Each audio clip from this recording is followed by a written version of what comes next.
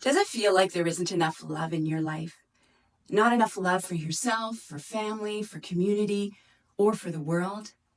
I'm Linda Sutton, and my mission is to offer hope and healing to women by teaching them to embrace their inner wisdom, light, and love, empowering them to live boldly and authentically. I've been thinking about love a lot recently. In my experience, love has been associated with weakness and not really having any significant value, certainly not when we think of achievement and accomplishment and getting ahead in the world. We believe that love hurts, and it's best to harden our hearts and hide our vulnerability. Now, I used to work at a treatment center for addictions, and I didn't have a lot of confidence in myself because I was told that I wasn't tough enough. I was too soft. So at the end of the patient's treatment, they would walk in front of their peers in the lecture hall to accept their medallions, say goodbye, and sometimes thank you to their counselors who were all lined up at the back of the hall. So one day, one of my patients went up, accepted her medallion, and said to the audience, "What can I say about Linda?" And she said, "Linda is love."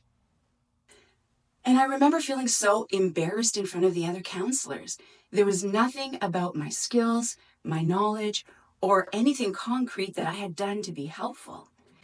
It wasn't until a few years later that I came to understand the power of the love I had to give. There was a supervisor and a counselor in another department, and they wanted me to work with their team. And I couldn't understand why they wanted me.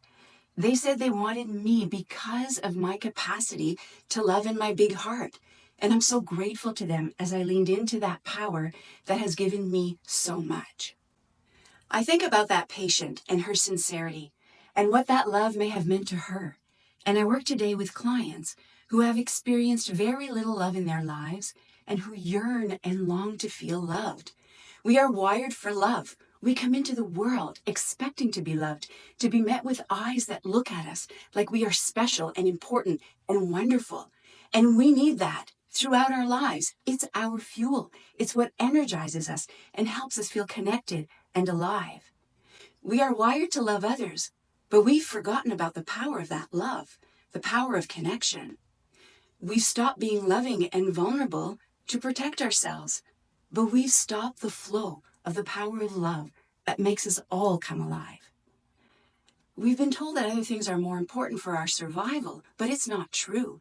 You can get the greatest achievement or accomplishment, like getting to the top of the highest mountain or highest ladder, and if you are alone and have no love and no connection, you feel empty.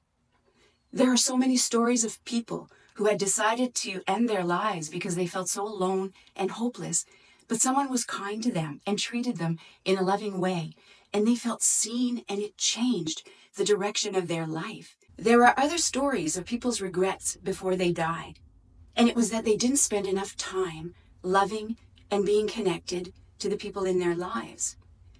Imagine what more love in your life could do for you. Imagine every day asking yourself, what's the most loving thing I could do for myself right now? What's the most loving thing I could do for my partner, my friend, my community, the world? Today, I commit to being more loving toward myself and every person I interact with. Will you commit to practicing love every day and experience the magic of love?